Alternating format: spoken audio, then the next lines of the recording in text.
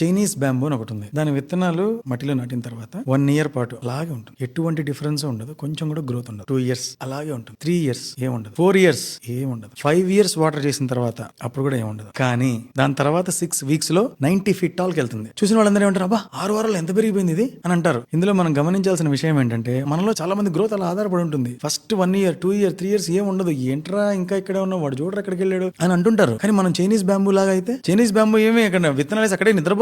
అది పనిచేసింది. గ్రౌండ్ కింద దాని నెట్వర్క్ ని పెంచుకుంది, దాని రూట్స్ ని పెనట్రేట్ చేసింది, ఉన్న ప్రతి రిసోర్స్ ని వాడుకుంది, బలపడుతుంది కింద. 5 ఏళ్ల తర్వాత దాని పరిస్థితి, దాని పొటెన్షియల్ ఏంటో తెలుసు. ఎవరన్నా అడిగి ఏంట్రా నువ్వు ఇక్కడే ఉన్నావు, వాడు చూడరు అక్కడ ఉన్నాడు అని చెప్తే వాడు చెప్పు, ఎవరి గుణం ఏమిటో ఎవరి బలం ఏమిటో చూసింది ఎవరంట, అరే విత్తనము చిన్నదంట మర్రి చెట్టు పెద్దదంట కొంతకాలం ఆగమంట అని చెప్పు. ఎందుకంటే నీ టాలెంట్ నువ్వు ఎంత టైంలో సాధించాలో వాడేవాడు డిసైడ్ చేయడానికి. కాకపోతే ఒకటే మనం మేక్ షూర్ చేసుకోవాల్సింది ఏంటి, మనం సిన్సియర్ గా పనిచేస్తున్నామా లేదా అనేది ఒక్కటే మనం చూసుకోవాలి. చైనీస్ బ్యాంబూ వెయిట్ చేయలేదు, 5 ఏళ్లు పనిచేసింది. It was getting ready, it was not waiting. Wait for the opportunity అన్నది తప్పు. Get ready for the opportunity is right. పని లేదు కదా, ఇలా ఉన్నాను ఏంటంటే వెయిట్ చేస్తా ఉన్నాను, నేను 10 ఏళ్ల నుంచి ఇండస్ట్రీలో ఉన్నానంటే you are just 10 years old అంతే. You are not 10 years experienced. అంటే నీకు అవకాశాలు వచ్చినా రాకపోతే నువ్వంటూ ఏదో పని క్రియేట్ చేసుకుంటున్నప్పుడు నీకు అనుభవం అనేది వస్తుంది. అప్పుడు చైనీస్ బ్యాంబూ లాగా ఒక రోజు అంతా నీ కృషి కలిసిన నాడు జమ్మని పైకి వెళ్తావు. So if it is getting late, that's okay. As long as you are focusing on your work, you are in the right track. అది మనం తెలుసుకోవాలి చైనీస్ బ్యాంబూ.